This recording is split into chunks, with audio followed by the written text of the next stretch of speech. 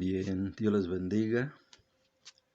Una vez más damos gracias a Dios por su misericordia, por su fidelidad y porque podemos a través de estos medios seguir comunicándonos. Y qué bueno. El tema de hoy es el anticristo. Tema que puede abordarse desde muchos textos de la Biblia, versículos, pero quiero hacerlo desde Daniel 9:27, que dice así: por otra semana confirmará el pacto con muchos, a la mitad de la semana hará cesar el sacrificio y la ofrenda. Después, con la muchedumbre de las abominaciones vendrá el desolador, hasta que venga la consumación y lo que está determinado se derrame sobre el desolador.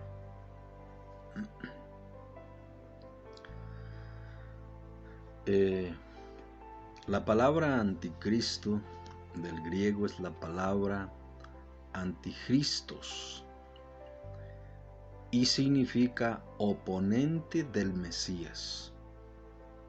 Y esa palabra se traduce anticristo en nuestra versión 60. Voy a leer unos versículos que son los versículos en donde se menciona este personaje. Pero no solo se menciona a este personaje, sino personas que pueden serlo también, como el espíritu del anticristo. Y dice así: Primera de Juan 2:18 y 19: Hijitos, ya es el último tiempo, y según vosotros oísteis que el anticristo viene. Así ahora han surgido muchos anticristos. Por esto conocemos que es el último tiempo. Salieron de nosotros, pero no eran de nosotros, porque si hubiesen sido de nosotros, habrían permanecido con nosotros. Pero salieron para que se manifestase que no todos son de nosotros. ¿Quién es el mentiroso, sino el que niega que Jesús es el Cristo? Este es anticristo, el que niega al Padre y al Hijo. Y en el 4:3 de la misma epístola dice: Y todo espíritu que no confiesa que Jesucristo ha venido en carne, no es de Dios. Y este es el espíritu del anticristo, el cual vosotros habéis oído que viene y que ahora ya está en el mundo. En 2 de Juan 7 dice así: Porque muchos engañadores han salido por el mundo, que no confiesan que Jesucristo ha venido en carne. Quien esto hace es el engañador y el anticristo.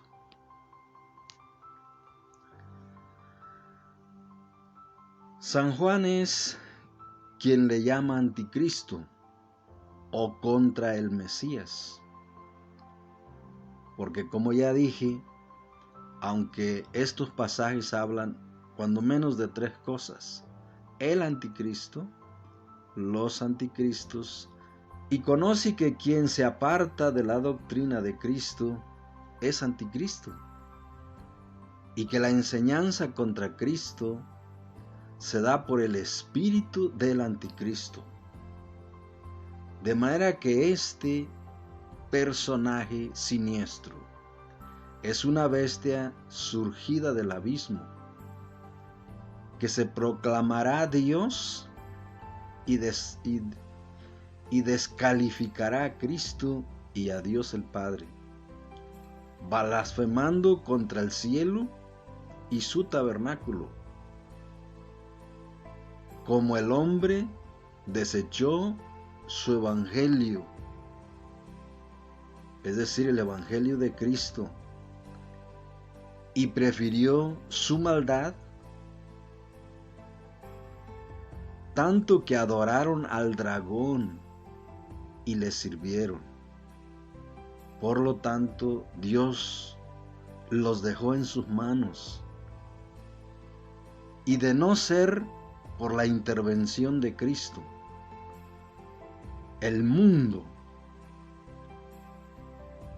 se daría cuenta de la peor catástrofe, es decir, la raza humana se extinguiría con el incendiario de este ser en estos pasajes llamado anticristo, pero en otros la bestia.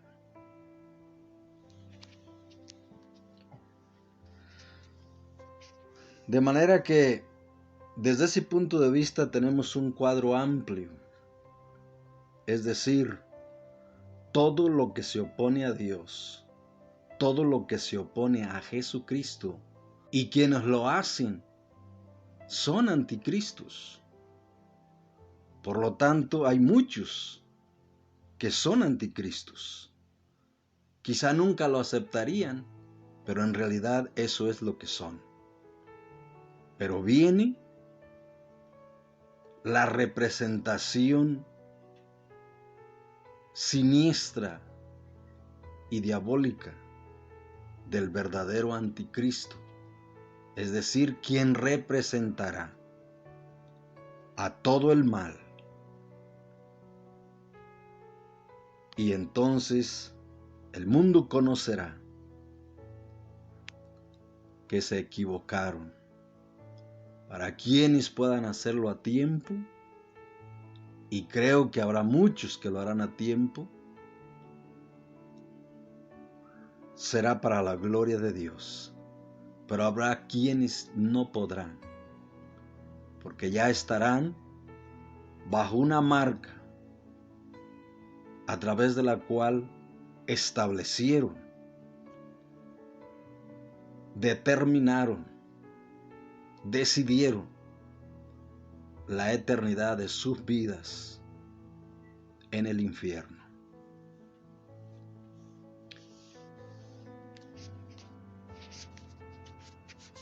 En este pasaje donde empezamos, Daniel 9:27, nos habla de un pacto realizado a través de este personaje con Israel y el pueblo árabe. Pero a este pacto la Biblia lo considera, y yo le he puesto pacto infernal, pero vamos a ver lo que dice la Biblia. Isaías 28:15 dice así: por cuanto habéis dicho, pacto tenemos hecho con la muerte, e hicimos convenio con el Seol, cuando pase el turbión del azote, no llegará a nosotros. ¿Por qué hemos hecho? Porque hemos puesto nuestro refugio en la mentira, y en la falsedad nos esconderemos. ¿Qué nos enseña este versículo? Que los representantes del pueblo judío de ese tiempo, quienes llevarán a cabo ese pacto, ese compromiso, esa alianza, sabían lo que estaban haciendo. Es decir, estaban haciendo un compromiso con la mentira, con el infierno mismo. O sea que no debiera tomarles por sorpresa. Sin embargo, al parecer, ellos consideraron que eso les ayudaría a escapar. Podríamos estar seguros que ellos sabían que con quien estaba negociando eran con representantes del infierno mismo. Ahora bien, este pacto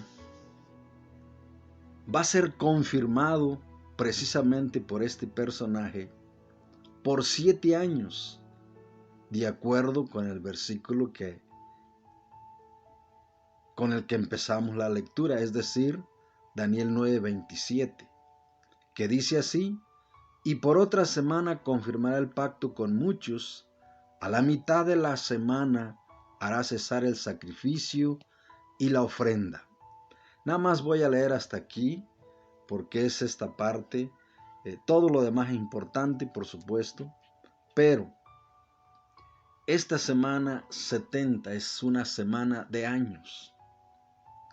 Hay quienes dicen que esta semana ya se cumplió, y si pudo haberse cumplido desde el punto de vista de doble referencia, es muy probable que algunas cosas así haya sucedido, pero es imposible que se haya cumplido en su totalidad, porque tiene un cumplimiento al final de la historia. Al parecer, en el tiempo en que nos ha tocado vivir.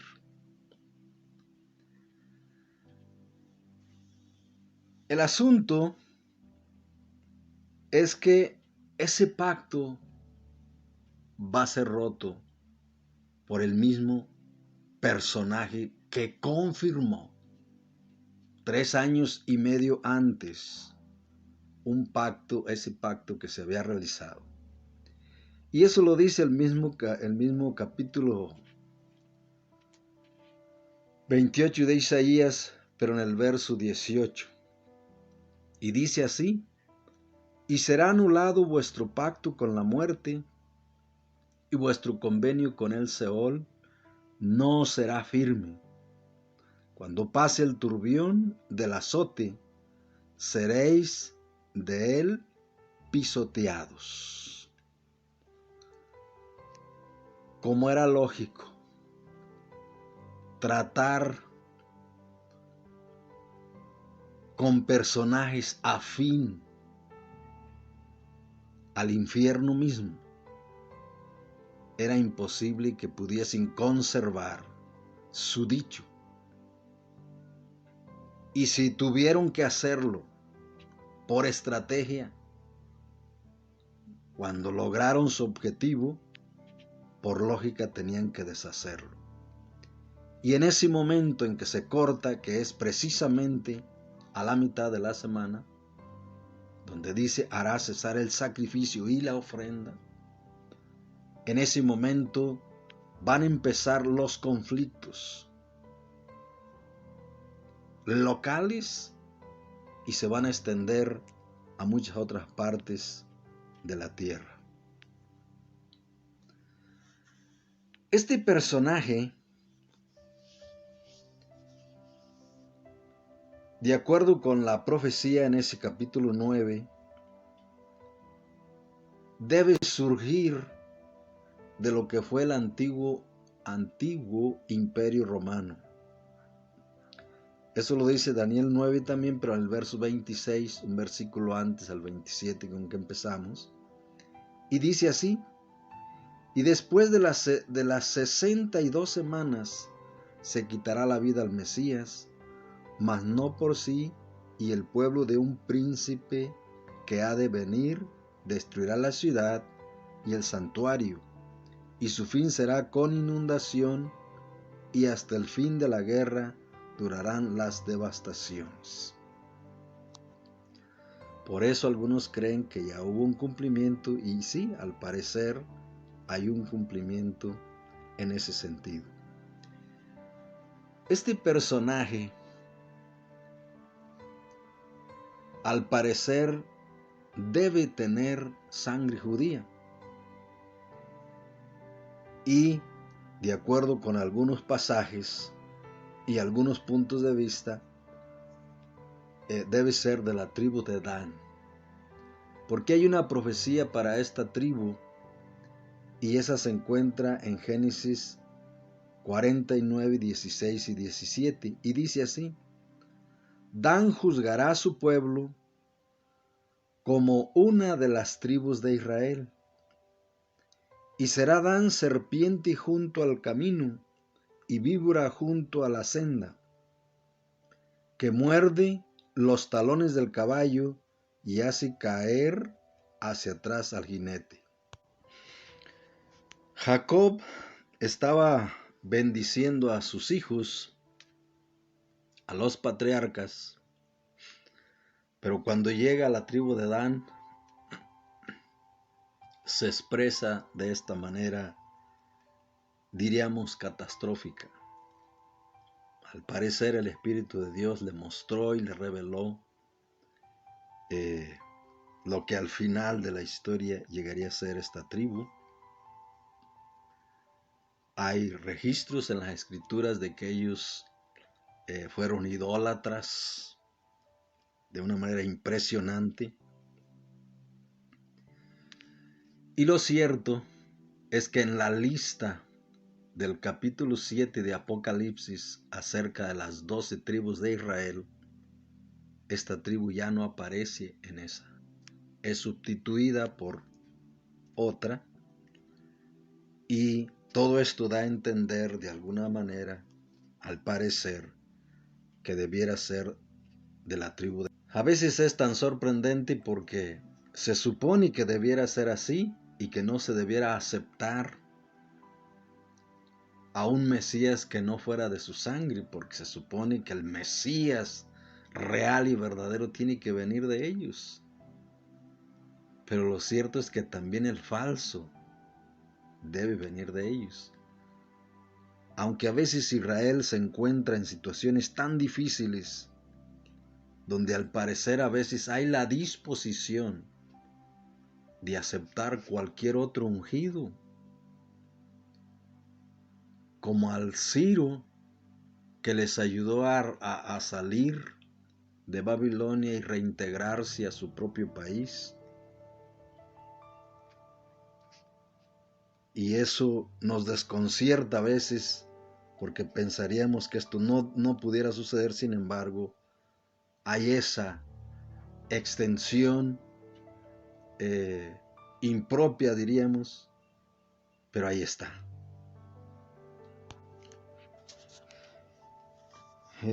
Hay otro punto que quiero tratar, que se va a colocar este personaje en el lugar de Dios, en el lugar de Cristo, y luego en contra de Dios y en contra de Cristo. En San Juan 5:43, nuestro Señor Jesucristo, viendo el rechazo a su persona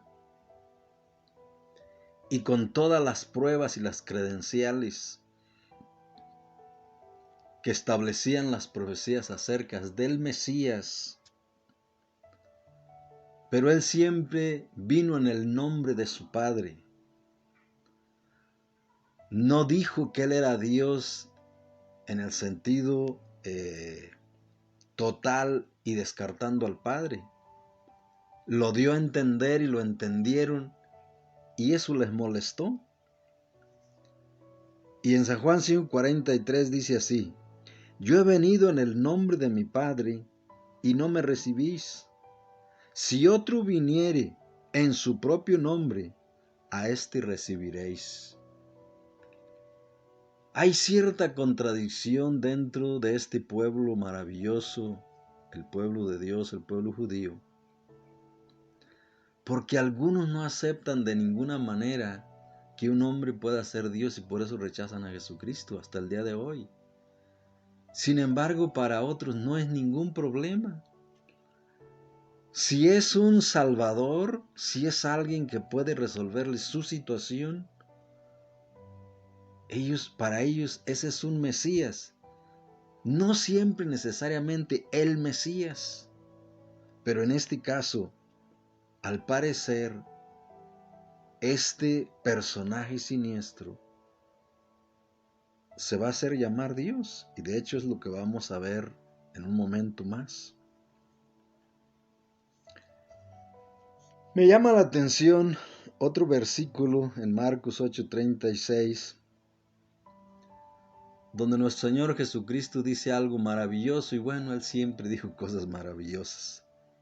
Y dice así: porque ¿qué aprovechará el hombre si ganare todo el mundo y perdiere su alma? Está claro que cuando un hombre llega a ser el más poderoso del mundo, estos hombres, y eso es historia, se han proclamado Dios. Por lo tanto, también si alguien es tan rico, tan millonario, el más rico del mundo, es muy fácil que ese hombre sienta la necesidad de proclamarse Dios. Esto es algo muy común, ha sucedido en la historia y va a suceder al final de los tiempos. Porque yo no dudo que en este versículo nuestro Señor Jesucristo estaba pensando en el anticristo, que sí ganaría todo el mundo, pero finalmente se perdería, porque es Él y el falso profeta quienes van a estrenar el lago de fuego.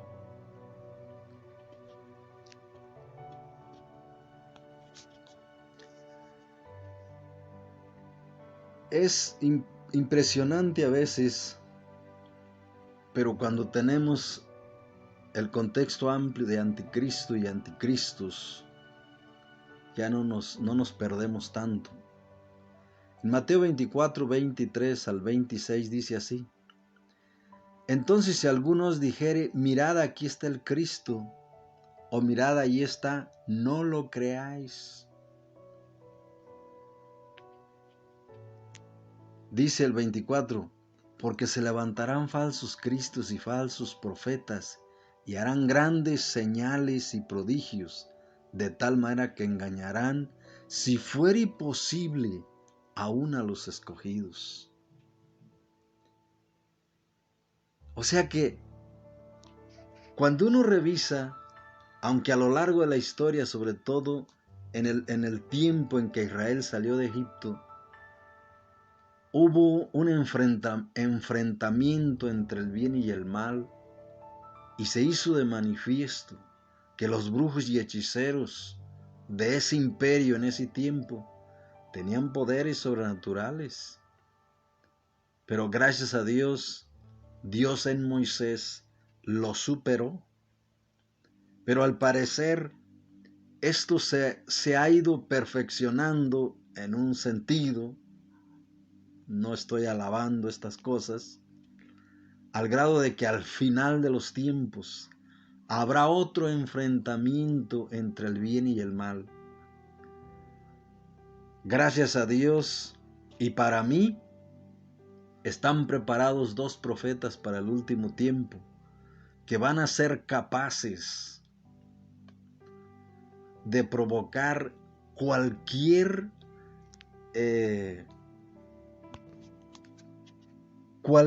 cosa que convenza a los que deben ser salvos. Así como sucedió en el tiempo de Elías, este hombre, y que al parecer en algunos pasajes pareciera que él tuviera que venir y ser parte otra vez de enfrentar, como lo hizo en el pasado, otra apostasía, ahora de magnitudes mundiales. O sea, va a ser impresionante esto, pero gracias a Dios todo está preparado y dijera alguien, la victoria está diseñada, los ganadores ya están determinados de parte de Dios. Pero el 25 dice, ya os lo he dicho antes. Así que si os dijeren, mirad está en el desierto, no salgáis. O mirad está en los aposentos, no lo creáis. Esto pareciera simple, como nos lo dice el Señor Jesucristo, pero está hablándole a los hombres que aunque les digan, ahí está el Cristo, ahí está el Mesías, ahí está el verdadero Salvador, no vaya a saber, porque al parecer, como ya lo leímos en un versículo anterior, si fuera imposible engañaría a los escogidos. Entonces, ¿qué no hará con aquellos que no son escogidos? Por lo tanto, no debieran ir. Y de hecho, en el contexto, en los versículos siguientes, el Señor dice, yo voy a venir del cielo. O sea que si alguien aquí se proclama el Mesías, no es con todas las señales que pueda realizar. Impresionante. Finalmente, este hombre, como sucedió a lo largo de la historia a través de muchos emperadores que se proclamaron Dios, pues él lo va a hacer también. Porque va a llegar a un punto donde él va a saber que tiene sometido al mundo. Y en ese momento difícilmente dejará de seguir enmascarado y tendrá que decir que Él es Dios. Eso lo tenemos en 2 Tesalonicenses 2:4, que dice así: el cual se opone y se levanta contra todo lo que se llama Dios o es objeto de culto, tanto que se sienta en el templo de Dios como Dios, haciéndose pasar por Dios. Es decir, en este momento, de acuerdo con este pasaje, todos los dioses de las religiones falsas serán tirados por tierra. Porque si al Dios verdadero va a hablar mal de él y querer echarlo por tierra, entonces no hay Dios al que no se vaya a enfrentar. Y él mismo finalmente termina proclamándose Dios y haciéndose pasar por Dios. Y por cierto, aquellos incrédulos cumplirán el pasaje que el Señor Jesucristo dijo: yo he venido en el nombre de mi Padre y no me recibís. Si otro viniera en su propio nombre, a ese recibiréis. Es decir, esa misma línea consanguínea sí lo va a recibir como su Dios. Impresionante. En este punto es donde se viene la peor de las catástrofes. Es aquí donde al proclamarse Dios, eso no quiere decir que no habrá resistencia. Por supuesto que va a haber resistencia. Por supuesto, los que han de ser salvos del pueblo judío se van a oponer. Los que han de ser salvos de las naciones se van a oponer. Porque paralelo a lo que Él esté haciendo, también van a estar estos dos profetas de Apocalipsis 11 operando en dimensiones sobrenaturales superiores. Y la gente va a tener que ver ese parteaguas, donde el bien y el mal está enfrentado y tienen que decidirse por él. Lamentablemente algunos se decidirán por el mal y otros, gracias a Dios, lo harán por el bien. Y de hecho, gracias a Dios por su bendita palabra, donde se nos habla de miles y miles que fueron salvos.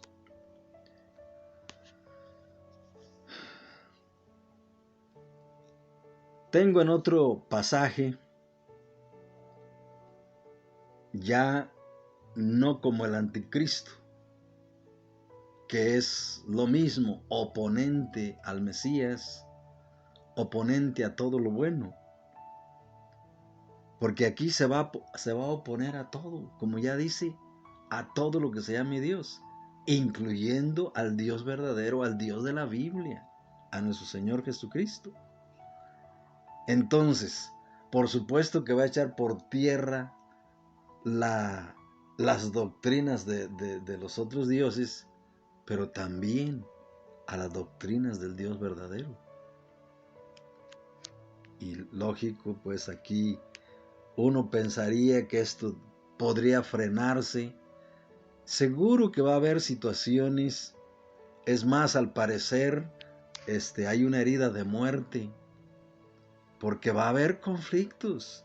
O sea, no pensemos que se la va a llevar tan fácil y que todo va a salir de lo mejor. No, va a haber conflictos y cosas impresionantes.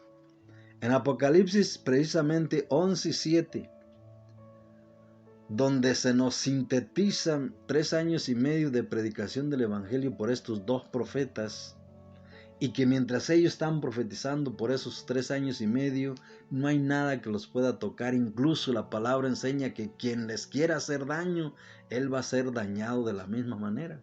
O sea, va a ser un tiempo, porque Dios lo ha preparado de esa manera precisamente para salvar de esa última generación de todas las naciones, tribus, pueblos y lenguas.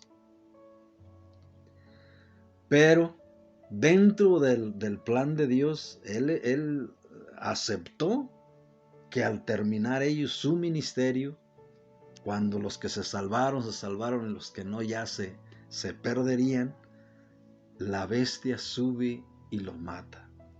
Es lo que dice el capítulo 11:7. Cuando hayan acabado su testimonio, la bestia que sube del abismo hará guerra contra ellos y los vencerá y los matará. Impresionante. Y todo esto nos enseña tantas cosas, como que tenemos que depender absolutamente de Dios y aceptar lo que Dios decida acerca de nuestras vidas, porque estos por 3 años y medio fueron inmunes a cualquier daño, pero finalmente muere. Y posiblemente, y sin lugar a duda más bien, en este tiempo habrá muchos en esa situación, que aún habiendo permanecido fieles y por esa fidelidad, van a tener que dar su vida por su Señor, por su fe en la persona de nuestro Señor Jesucristo. Que para ese punto, ya hablar de eso y hablar del Evangelio será considerado un opositor criminal al reino de la bestia. En el capítulo 13, ojalá que los que escuchan este mensaje tengan presentes que tanto el 11 como el 12 y el 13 están hablando del mismo espacio de tiempo. Se nos dicen unas cuantas cosas, pero en realidad son 3 años y medio, tanto del lado malo como del lado bueno. Y quiero leer en el capítulo 13, del 2 al 8, que dice así: Y la bestia que vi era semejante a un leopardo, y sus pies como de oso, y su boca como boca de león, y el dragón le dio su poder y su trono, y grande autoridad. Cuando nosotros estudiamos las bestias representativas de los imperios, tanto babilónico, medo-persa, griego y romano, en el capítulo 7 de Daniel, aprendiendo el lenguaje profético que esto representa, entonces podemos entender mejor esta bestia. Las bestias en el capítulo 7 de Daniel representaban el sistema de gobierno establecido, pero también al personaje principal que lo dirigía. En el caso de Nabucodonosor era soberano absoluto. En el caso de los medos persas había dos gobernantes que entre ellos gobernaban, pero representaban eso. Entonces, cuando vemos aquí a esta bestia que tiene a ver, voy a leerlo una vez más. Y la bestia que viera semejante a un leopardo, que representaba a los griegos, y sus pies como boca de oso, que representaba a los medos persa, y su boca como boca de león, que representaba a Babilonia. Dice, y el dragón, o sea, el diablo mismo, le dio su poder y su trono y grande autoridad. Ahora en el capítulo 12 se nos habla la caída del dragón a la tierra con todas sus huestes, ángeles caídos, y por qué no decir demonios. Entonces ya están en la tierra. Por supuesto, todos estos son temas amplísimos y este mismo también. Pero bueno, sigo con el verso 3. Y vi una de sus cabezas como herida de muerte, pero su herida mortal fue sanada, y se maravilló toda la tierra en pos de la bestia. Y adoraron al dragón que había dado autoridad a la bestia, y adoraron a la bestia diciendo, ¿quién como la bestia y quién podrá luchar contra ella? Al parecer,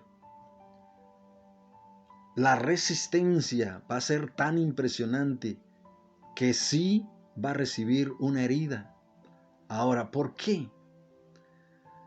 Si es contra Cristo, en oposición a Cristo y en ocasiones en el lugar de Cristo, si Cristo resucitó, al parecer, y podría ser, no lo descarto, que este personaje resucitara, o al menos pareciera eso, porque fue herido con una herida de muerte. Entonces, al resucitar o al levantarse de esa herida de muerte, pues hay un clamor impresionante sobre aquellos que están creyendo que Él es la solución. Y entonces adoran al diablo. Pero en realidad, a estas alturas, ya es muy fácil entender estas cosas, hombre. Hay adoradores del diablo abiertamente. Ya todo está muy claro. Ya no es cuestión de estar interpretando y esas cosas. Dice el 5, también se le dio boca que hablaba grandes cosas y blasfemias, y se le dio autoridad para actuar 42 meses. Y abrió su boca en blasfemias contra Dios, para blasfemar de su nombre, de su tabernáculo y de los que moran en el cielo. Imagínese usted, o sea, este personaje diabólico, este sistema diabólico operando en contra de Dios, y ya lo estamos viendo, por supuesto. No va a desconocer, no va a decir que no hay un Dios, va a blasfemar contra Él. Es decir, va a reconocer que existe el Dios de la Biblia, al cual Él se va a enfrentar, podríamos decir, para demostrarle a sus seguidores que Él es el Dios verdadero. O sea, es tan soberbia la situación que, como les decía, no desconoce que hay un Dios en el cielo y tampoco desconoce que hay su tabernáculo en el cielo, es decir, esa ciudad celestial. O sea, esto es abierto ya. El número 7 dice, y se le permitió hacer guerra contra los santos y vencerlos. También se le dio autoridad sobre toda tribu, pueblo, lengua y nación. Es decir, es un gobierno absoluto, soberano sobre el planeta Tierra. Dios lo permitió. ¿Por qué Dios lo permitió? Porque si rechazaron al Evangelio de Jesucristo, no lo aceptaron, no aceptaron su gobierno, ni dejarse gobernar por Él, entonces Él permite y se los entrega para que se den cuenta a quién están sirviendo, a quién están adorando, y por lo tanto, por 3 años y medio, tiene dominio soberano básicamente y absoluto básicamente sobre el planeta Tierra. El 8 dice: y la adoraron todos los moradores de la tierra cuyos nombres no estaban escritos en el libro de la vida del Cordero que fue inmolado desde el principio del mundo. Escuche bien, moradores de la tierra en este libro, en el libro de Apocalipsis, representa a los incrédulos, a los pecadores. Y ya la Biblia nos habla de los moradores del cielo y también en este libro. Entonces le adoraron, porque usted y yo debemos saber que quien le adore y quien adore a esa y quien se ponga esa marca, esos se perdieron para siempre. Ya no hay solución para ellos. Bien, paso a otro punto, un tanto difícil, y no he escuchado a nadie hablar sobre este tema. Sin embargo, tengo que hacer algún comentario, porque entonces esta primera bestia representa un sistema de gobierno contra Dios y un gobernante que se hace pasar por Dios y que establece sus propias leyes. Pero está acompañado de otra bestia. Eso lo dice el mismo capítulo 13, pero del 11 en adelante, y dice así: después vi otra bestia que subía de la tierra, y tenía 2 cuernos semejantes a los de un cordero, pero hablaba como dragón. Otra vez tenemos que entender, bestia, sistema de gobierno, en este caso religioso. ¿Por qué?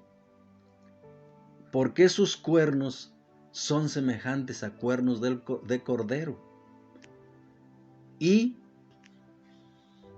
por lo tanto, en las bestias del capítulo 7 y 8 de Daniel, los cuernos representaban al rey gobernante o al personaje que estaba representando a ese sistema de gobierno. En el capítulo 8 de Daniel se habla de un cuerno pequeño que representa a Antíoco Epífanes, que él, incluso eso significa el Dios presente. Es decir, él se consideró Dios. Ese es un tipo del anticristo. Quien quiera conocer qué hará el anticristo, qué hará ese personaje siniestro, estudie un poquito Antíoco Epífanes y de ahí se va a dar cuenta de todo esto. Entonces, aquí acompañado a un sistema de gobierno, por llamarle de alguna manera para darnos a entender, civil, está acompañado con un sistema de gobierno religioso. Y me llama la atención que haya 2 cuernos. Es sorprendente porque quiere decir que va a estar operando a través de 2 personajes siniestros también, de alguna manera, porque van a ser ese sistema de gobierno con estos personajes, el falso profeta o los falsos profetas que van a estar apoyando al primer sistema de gobierno y al personaje que lo dirige. Y dice el 12 así: y ejerce toda la autoridad de la primera bestia en presencia de ella, y hace que la tierra y los moradores de ella adoren a la primera bestia, cuya herida mortal fue sanada. O sea, es impresionante.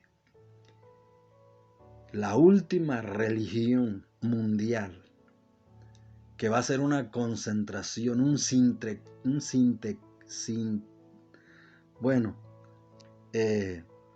conjunto de ideas tanto paganas como medio religiosas y falsas, va a ser el componente.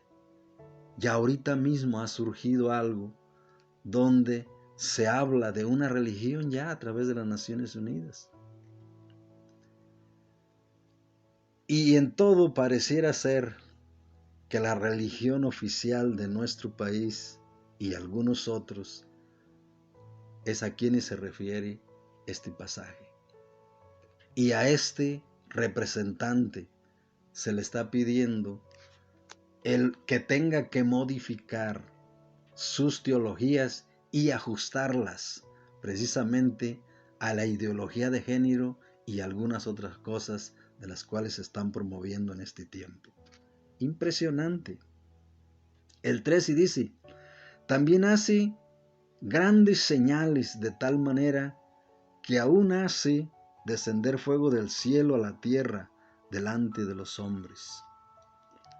¿Hasta qué parte esto será cierto en el sentido, en la forma en que lo hizo Elías cuando vivió en su ministerio terrenal? ¿O si es un engaño, como también lo dice en todo esto, ahí está el engaño presente, si tiene que ver con ese sistema del rayo azul y todo ese tipo de cosas?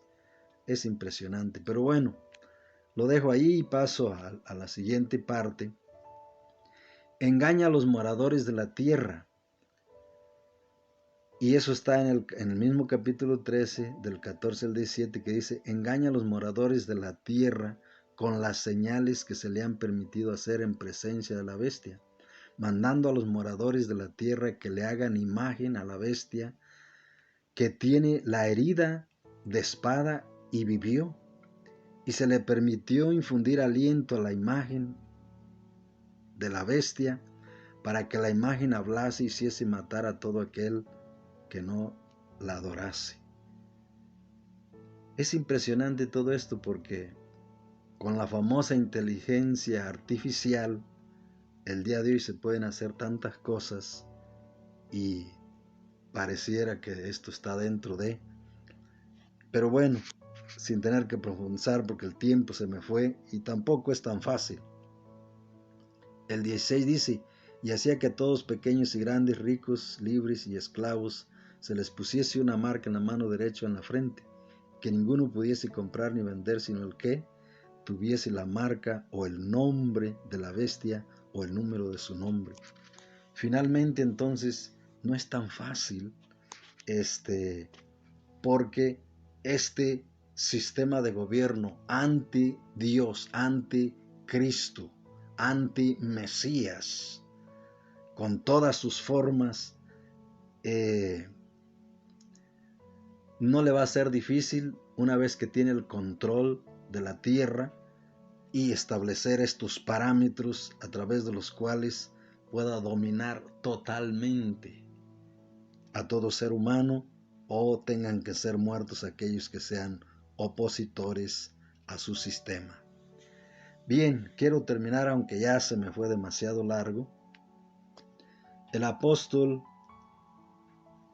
le llama anticristo, oponente al Mesías.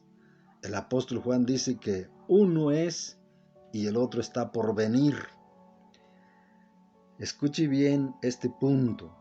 En el capítulo 17 y 10, al cual hago referencia en esta declaración, dice así, y son 7 reyes, 5 de ellos han caído, uno es. Este uno es, era Nerón. O sea que si a algunos les sale el 666 en la palabra Nerón o este gobernante, él era un anticristo. Y claro, él persiguió, él mató a algunos de los apóstoles. Y el otro aún no ha venido. Y cuando venga, es necesario que dure breve tiempo. Es decir, cuando nosotros tenemos el cuadro general de lo que significa la palabra oponente a Cristo o contra de Cristo, y que todo lo que está en contra de Dios y en contra de, entonces no es equivocado, aunque no es el anticristo al cual se refiere la Biblia como el último personaje, a la mayoría de aquellos a quienes se les ha atribuido porque fueron desgarradores, destructores, eran eso, eran anticristos. Pero bueno, vamos a dejarlo ahí y continuamos acá porque les digo, se me fue el tiempo demasiado. En todos los tiempos ha habido oposición, pero en el tiempo en que vivimos quizá es mucho más fácil ver la oposición.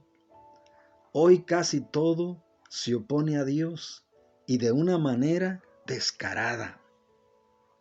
Ejemplo, el aborto, el matrimonio entre personas del mismo sexo, los alimentos transgénicos, la ideología de género, el satanismo y tantas otras cosas que podemos mencionar.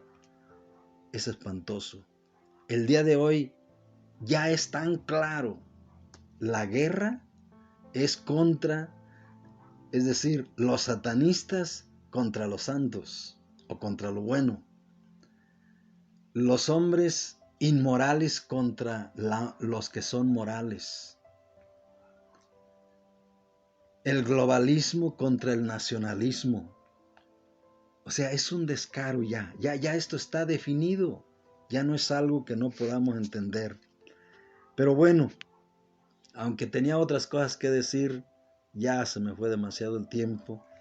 Y ahora lo único que quiero decir, que aunque está ampliamente definido el carácter y la naturaleza de este personaje siniestro, que es muy posible,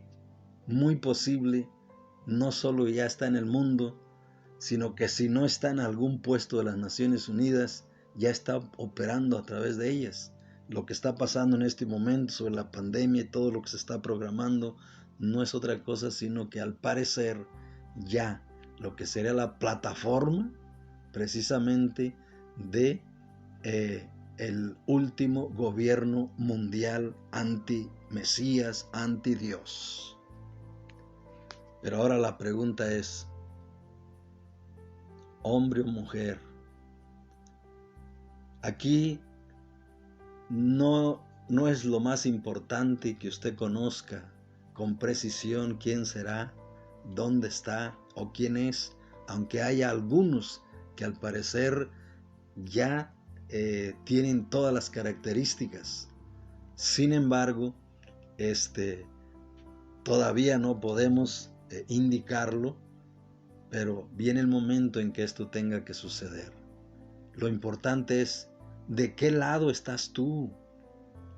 ¿Estás del lado de los satanistas o de los santos de Dios, de los hombres y mujeres que reciben a Jesucristo en su corazón y viven su palabra y que están dispuestos a morir por ella? ¿Estás del lado de los inmorales y contra los moralistas? ¿En dónde estás?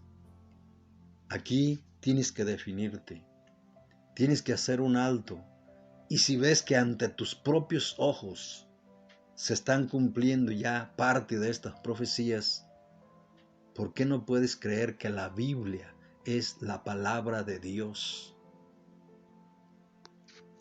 De manera que te invito a recibir a Jesucristo en tu corazón. Dile así: Señor Jesús, reconozco que tu palabra es la verdad y que tu mensaje profético es fidedigno, maravilloso.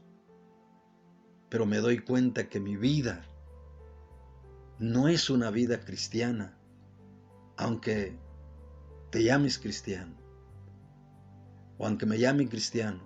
Y si ni siquiera eso, echa mano de nuestro Señor Jesucristo. Él es la única esperanza. Él es el único Salvador. Y dile: Señor, perdóname. límpiame de todo pecado, cambia mi vida, ayúdame a ser ese hombre santo, o dependiendo del caso, si eres mujer, esa mujer santa. Quiero ser esos hombres que están del lado de tu Hijo Jesucristo, del lado de tu reino, del lado de los santos. Y quiero ser parte, si tengo que morir, morir de ese lado. Pero también sé por otros mensajes de tu palabra que habrá algunos que ni siquiera conocerán la muerte.